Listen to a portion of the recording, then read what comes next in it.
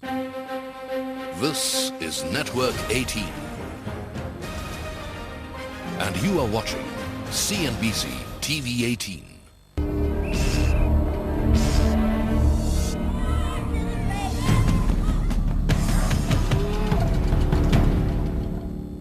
Hello and welcome to State of Our Cities. I am Vivian Fernandez. In this episode, we put the spotlight on housing for the urban poor. The context seems apt. On the one hand, an award-winning movie celebrates the optimism of slum life. On the other, the subprime crisis that triggered the current global financial turmoil indicates that housing cannot be made affordable by lowering lending standards. But inability to borrow should not mean ineligibility for decent housing. When the market fails, the state must step in. The allotment of flats by lottery by the Delhi Development Authority in August 2008 is illustrative of a practice that has become a habit with state agencies. Police had to use force to restore order in the scramble for applications. Over 8 lakh applications were sold for 100 rupees each and 5.5 lakh applications received for 5,010 flats. It was a game of luck that attracted not only those in need but also those with greed, as the flats were being sold below market prices. It also attracted a lawsuit from the former Chief Secretary to the Delhi government. They have earned 12 crores from the form. And they are going to earn 7,500 crores is what they have taken as a deposit. There's nothing fair in it. Where there is money to be made, scandal is not far behind. No sooner had the DDA announced the winners than there were allegations of rigging and collusion between officials and property brokers. The DDA said there was no hanky-panky in the draw of lots, but the government announced an internal probe. What is surprising is that a scheme meant to alleviate the shortage of housing in Delhi should have been open to people as far away as Udaipur in Rajasthan. The DDA was able to rake it in through the sale of applications and interest on float money, but that made the lottery still more of a gamble. Delhi's Supreme Court ordered drive in 2007 to seal shops in places where they should not be is illustration of the failure of state agencies to provide adequate shop space. The scramble for housing reflects their failure on the residential front. The alternative, housing by private developers, has not been much of an improvement. It has priced the middle class out of the market as private builders have hoarded land with money raised from the capital market and foreign investors. And the government has played unwitting accomplice by selling land to the highest bidders and not ensuring plentiful land supply with better infrastructure and transport connectivity. It is like a dog in the manger. I can't provide the houses, I will not allow others to come in also. If this is the condition of the middle class, one can imagine the plight of those lower down on the income ladder. They do not figure in city development plans, which is why they insinuate themselves on the city as squatters encroaching on public space. Often it's not so much a question of scarcity of land as lack of democratic accountability.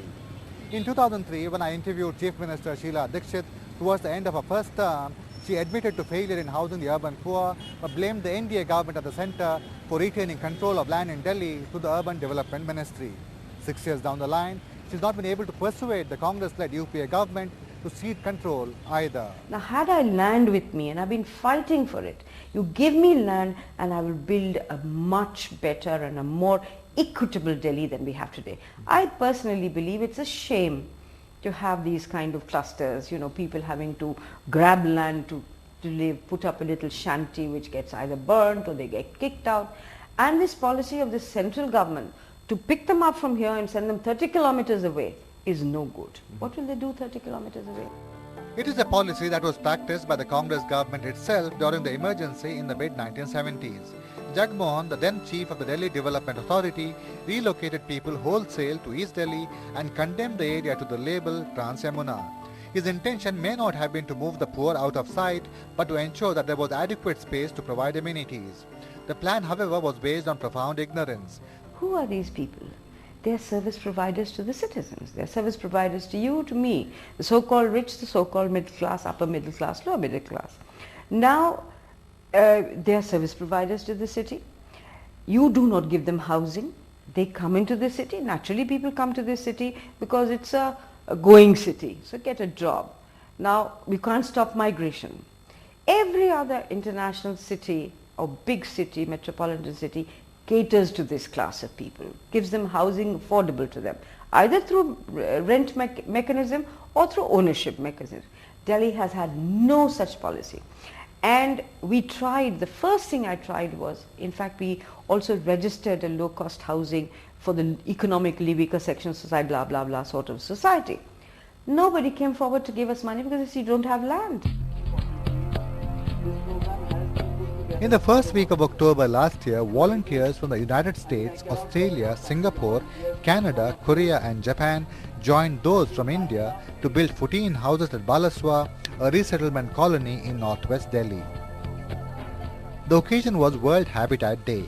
The volunteers aged between 20 and 70 years wanted to do their bit for people who had moved from slums on the banks of the river Yamuna to this locality near a landfill site and a dairy.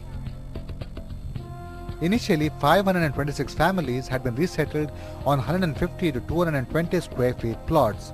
Later, another 4,000 families were resettled. Now about 10,000 families are cramped in the same space.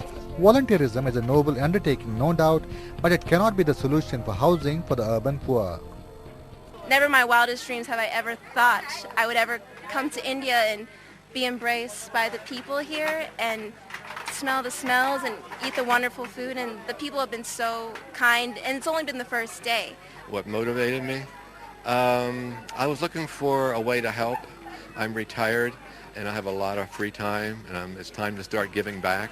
It's time for a break. When we return, we talk about the biggest slum rehabilitation project ever undertaken in this country.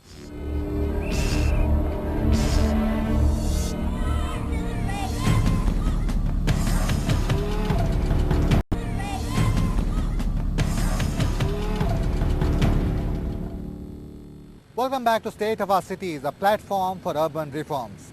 In this episode, we put the spotlight on housing the urban poor. At one time, rehabilitating slum dwellers meant removing them to the edge of the city. But that thinking has given way to integrating them where they are, known as in situ development. The Dharavi Redevelopment Project is the biggest program ever attempted in this country. A decade after it was conceived, the process of selecting 5 developers out of 19 has just been completed. For the official in charge, it marks the culmination of nearly 2 decades of engagement with the rehabilitation of Dharavi, the largest slum in the country, a project that was first attempted in 1988 with a grant sanctioned by Prime Minister Rajiv Gandhi. I remember 20 years back when we started the Dharavi redevelopment project under the Prime Minister's grant project. We created some 1,000 odd houses there. When I go back and see those old faces and then the glee on their faces when they interact with me is something which actually keeps me going. Dharavi is a city within a city, a 535-acre sprawl into which about 4 lakh people are squeezed on top of each other. It is one of the densest habitations in the world, with people living cheek by jowl. Some of the lanes are so narrow that people have to move in single file. Dharavi was a dump literally, but over the decades people have elevated it to escape the fury of Mumbai's monsoon, even as they raised themselves from the stations in life that they escaped from.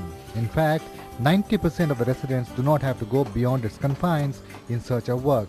It's arguably the country's largest waste recycling center, though when we visited it late last year, the impact was visible of the current economic slowdown and the fall in polymer prices due to crash in crude oil rates.